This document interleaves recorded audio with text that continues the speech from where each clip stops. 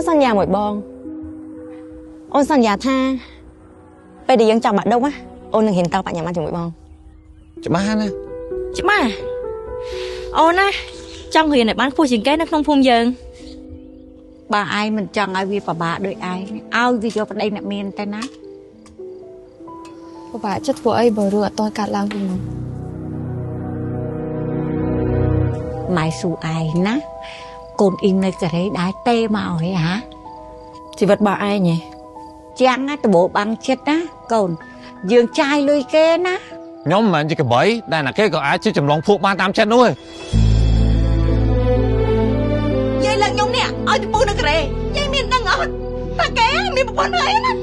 គេមានលុយណាគេស្រឡាញ់ឯងគេចេះចាត់ចែងជីវិតមនុស្សយើងវាចឹងឯង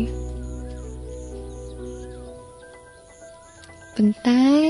មិថុនាអាចយកការឈឺចាប់នឹងហើយកែប្រែវាទៅជាអីដែលមិថុនាចង់បានតាខ្ញុំស្ដាយគេនៅបានចាប់ដើមដូចគេមិថុនាកុំបំពឹងណាគេទៀតព្រោះមានតែដៃយើងខ្លួនឯងដែលអាចកែប្រែជីវិតរបស់យើងបានជំនាញដែលជារបស់យើង